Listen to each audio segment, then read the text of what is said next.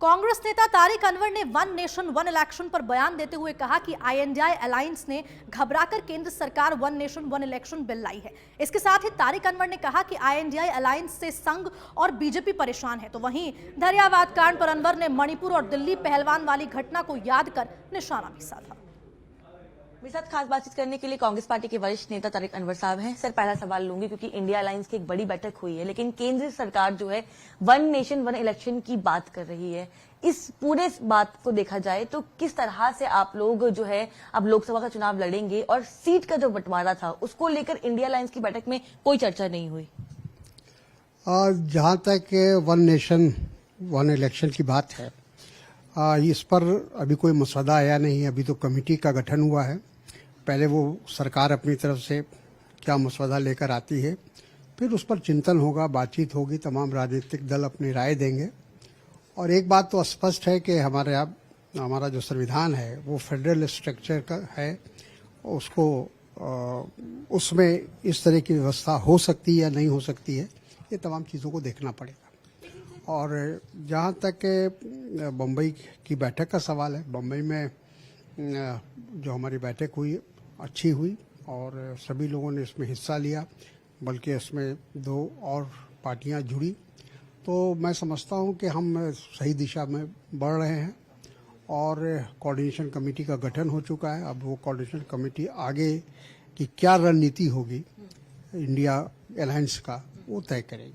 सवाल ये भी खड़ा होता है कि जो इंडिया अलायंस की बैठक है उसमें प्रमुख मुद्दा तो यही है कि जितने भी राज्य हैं वहां पे तमाम जो पार्टियां जिनके साथ गठबंधन हुआ है उनके साथ सीट शेयरिंग का क्या रहेगा, क्योंकि तमाम जो पार्टियों के नेता आए हैं वो इस उम्मीद के साथ आए थे इस बैठक में कि सीट शेयरिंग का फॉर्मूला जो है वो तय किया जाएगा। लोग कह रहे हैं कि कई नेता नाराज भी हैं इस बैठक के बाद। कोई नाराज नहीं है और सभी लोग ने अपनी राय दी है और ये तय हुआ है कि कोऑर्डिनेशन कमेटी बनाने का उद्देश्य यही है कि वो कोऑर्डिनेशन कमेटी समय समय पर बैठेगी और तमाम चीज़ों का जायजा लेगी। कैसे हमको आगे बढ़ना है, किस तरह से सीट शेयरिंग करना है, वो तमाम बातों पर वो किसी नतीजे पर पहुंचेगी। तो इसलिए हमें पूरी उम्मीद है कि हम लोग सही दिशा में बढ़ रहे हैं। आज जो है मोहन भागवत की ओर से एक बड़ा बयान आया। उन्होंने कहा कि अब जो है भारत कहना शुरू करना होगा इंडिया की बजाय। तो क्या आपको लगता है कि उनका ये बयान कहीं ना कहीं जो इंडिया अलायंस बना है उसके बाद उस तरह तंज के लिए है? ये हास्यास्पद बयान है और ये तो वही बात हो गई कि नाम बदलने से तो भारत या हिंदुस्तान कहने से उसकी जो असलियत है वो बदल नहीं सकती है।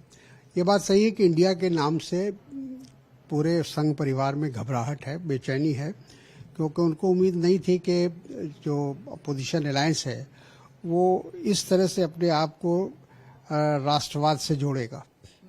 तो इससे वो सब लोग घबराए हुए हैं। नरेंद्र मोदी भी घबराए हुए हैं और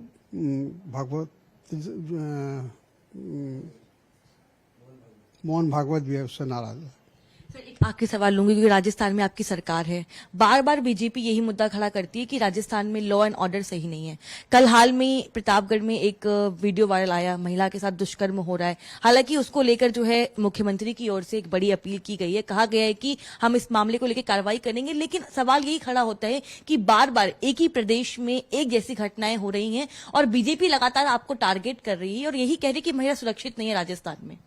देखिए, नड्डा साहब ये पूरी भारतीय जनता पार्टी को, प्रधानमंत्री को ये लॉ एंड ऑर्डर की बात, महिलाओं के साथ दुर्व्यवहार की बात करने का कोई अधिकार नहीं है। जो कुछ मणिपुर में हुआ वो सारी दुनिया ने देखा है। उसी तरह से यहाँ जो महिला पहलवानों के साथ जो सलूक किया है मोदी सरकार ने, उसको भी लोगों ने देखा है। तो ये जितनी भी बातें हैं इसका कोई असर होने वाला है या राजस्थान की राजनीति कोई फर्क पड़ने वाला है, ऐसा कुछ नहीं है। मुख्यमंत्री वहाँ के इस मामले को बहुत उन्होंने गंभीरता से लिया है और उन्होंने कहा है कि इस पूरे मामले की छानबीन के बाद कार्रवाई होगी। कैमरामैन महेंद्र के साथ में कनिका, सच पे धड़क, दिल्ली।